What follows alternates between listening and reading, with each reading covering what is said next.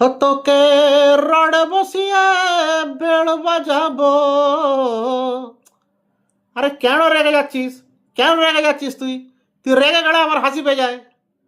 আরে কিসের সন্দেহ? বোনের মতন হয় আমার, ভালো আমি তোকেই বাসি, কতবার বোঝাবো, বোনের মতন হয়। আরে বাবা, বিয়া করে ঘর সংসার করে যদি ক্যাজুয়ালি একটা বউ পাশে রেখে দিই তো তোর প্রবলেমটা কি? বলছি তো বোনের মতন হয় ও আমার। আরে বউয়ের মতন বোনের মতন একই তো ব্যাপার। আচ্ছা, ওই সিম্পল একটা বাচ্চা হয়ে গেছে বলে ওটা নিয়ে তো স্টেপ সিস্টার বলেও তো একটা কনসেপ্ট আছে। আচ্ছা শোন শোন শোন শোন শোন, দাঁড়া দাঁড়া দাঁড়া দাঁড়া। আরে তুই এদিক ওদিকের কথা বল, তুই পয়েন্টে বলছিস কেন? তোকে তো বোকা বানানো যাবে না। ঠিক আছে ঠিক আছে, শোন শোন, বিয়েটা কার জন্য করলাম? তোর জন্য করলাম, আমাদের সম্পর্কর জন্য করলাম। সমাজের কাছে যাতে আমাদের সম্পর্কটা এক্সপোজ না হয়ে যায়, সেফ রাখার জন্যে, সিকিওর রাখার জন্যে আজকে আমি পাশে একটা বিয়ে করে রেখে দিয়েছি, যাতে কারোর নজর না পড়ে। Extra marital affair?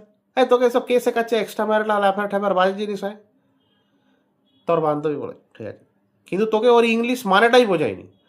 তোর সাথে এক্সট্রা ম্যারিটাল অ্যাফেয়ার করছি, ওর সাথে শুধু ম্যারেজ। এক্সট্রা ম্যারিটাল অ্যাফেয়ারের মানেটা কি? ম্যারিটাল মানে বিয়া, আবার তার সাথে অ্যাফেয়ার মানে প্রেম ভালোবাসা, প্লাস এক্সট্রা, আর ওর সাথে শুধু ম্যারেজ। কোনটা বেশি হলো? তাহলে রাখ ফোন, বারবার তোকে বোকা বানাতে, মানে তোকে বোঝাতে হচ্ছে, রাখ।